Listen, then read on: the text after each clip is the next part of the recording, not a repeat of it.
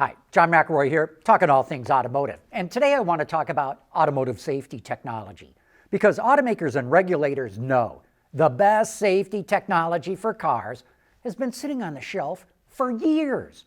They all know it works. They all know it could save thousands of lives. They all know it's inexpensive, and yet no one's doing anything about putting it into production. For the life of me, I cannot figure out why. I'm talking about V2V, or vehicle-to-vehicle communication. And it should have started going on cars at least a decade ago, or maybe even 5 years ago, but as it stands, I'm not sure when it's ever going to be available. V2V uses wireless technology that has a broadcast footprint that's only about 300 meters, 300 yards. All it broadcasts is a car's GPS position, the speed it's going at, the direction it's headed in, the steering wheel angle, the brake status, as well as where the car's been in the last 300 meters and the path it's likely to follow. No personal information is broadcast. No VIN, license plate number, or driver's license info. It's all anonymous. Let me tell you about how I first learned about this technology. It goes back 20 years ago at a demonstration that General Motors invited me to. We were at a massive paved area at a test facility. I slid in behind the wheel of a Cadillac CTS while a GM engineer jumped into the passenger seat. See that car way out there? He pointed to a CTS parked hundreds of yards away. I want you to start this one up and try to drive right into it. I laughed. Sure, I buckled up, started the engine, put it in drive, and headed straight towards that CTS. Come on, he hit me on the leg. Go faster, get it up to at least 50 or 60 miles an hour, which I did. A moment later, a flashing light popped up on the instrument panel with a beep, beep, beep, beep, beep, filling the cabin. What's that for, I asked.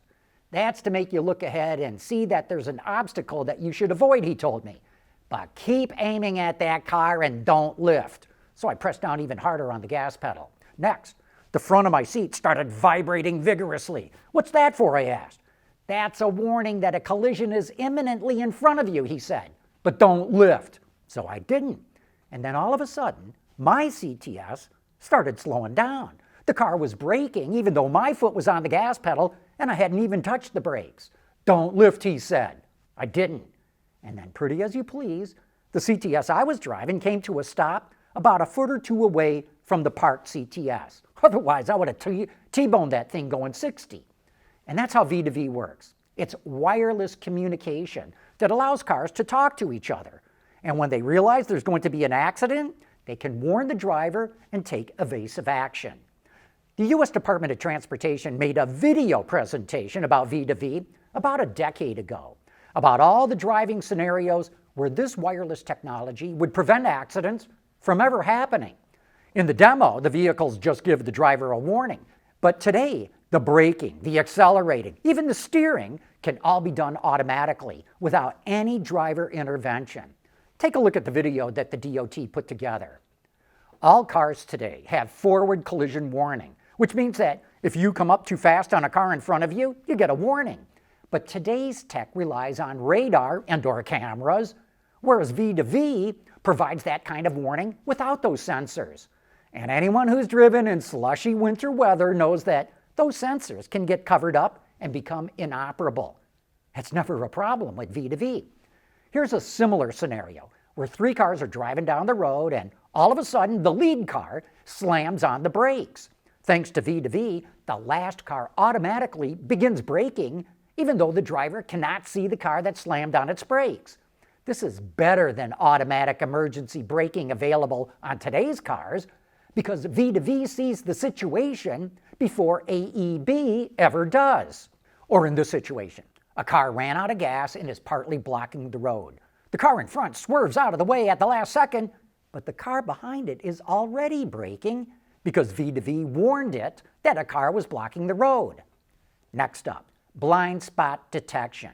Yeah, we already got blind spot detection on so many of today's cars, but it relies on ultrasonic sensors on both sides of the car and sometimes even on the rear. V2V gets rid of those sensors, which cuts cost and frees up packaging room for designers. In this scenario, the driver wants to make a lane change, But V2V warns them that a faster car is coming up from the rear and to not move over. Again, no cameras, no radar, no sonar, none of that's needed. And then, how many times have you been driving on a winding 2-lane road, wanting to pass a slower car in front of you, but you can't see far enough ahead to know if it's safe? Again, V2V comes to the rescue, warning you that another car is coming in the other direction, and then it lets you know when the coast is clear. Here's a similar situation where you want to pull out into an intersection, but a vehicle's blocking your view so you can't see oncoming traffic. With V2V, it's not a problem because the car blocking your view is not blocking the wireless signals. And the same goes for a car running a stop sign or a red light. V2V sees the car coming well before you do. It can literally see around blind corners, and none of the safety technology that we have on today's cars can do that. And here's the final scenario that the DOT showed over a decade ago. The car is waiting to make a left turn, but it can't see any oncoming cars. V2V would prevent a car from turning in front of any oncoming traffic. And here's something else to think about. Safety experts have found that most people don't brake hard enough, even when it's obvious they're going to get into a crash. People are not trained to, nor are they comfortable with, slamming on the brakes. With V2V, that's not a problem. You know, that demo I got from GM was sometime around 2004. And when I asked the engineers when V2V could be production ready, they said it should be ready around 2012. Well, a bankruptcy, a Great Recession may have delayed all that. But Cadillac did start installing V2V in the Cadillac CTS in 2017. And then it just quietly dropped it. Part of the reason why it's still not in cars is that GM's V2V relied on what they call DSRC, or Dedicated Short Range Communication. It's a Wi-Fi protocol. And there was a big fight in Congress between the auto industry and the telecommunications companies who wanted that spectrum for their own telecommunication needs. The auto industry actually got Congress to carve out a part of the spectrum that they wanted, but they didn't act on it, and so it was given back to the telcos. Now, automakers are looking at using 5G LTE, what they call CV to X, or cellular vehicle to anything. It could even tie into cell phones to help protect pedestrians crossing the street. Ford showed me a demo of it at CES 5 years ago, and it worked just great. But nothing's in production. In 2016, NHTSA proposed a rule to mandate V2V, but the Trump White House quietly let it die the following year. And so we've wasted years discussing other little picayune safety measures that have nowhere near the life-saving potential of V2V. Right now, the National Transportation Safety Board is asking for speed warnings to let drivers know when they're going over the speed limit. The Insurance Institute for Highway Safety is asking for better seat belts for backseat passengers. The National Highway Traffic Safety Administration is asking for stronger seats. I got a better idea. How about mandating the technology that will prevent cars from ever crashing into each other in the first place? Wouldn't that be a better idea than all those other ideas put together? You bet it would. It would be the biggest step forward in automotive safety ever. Better than seatbelts and airbags. You know, I hope someone in a position of power picks up the cause and runs with it. They'll be hailed as a hero if they can make it happen.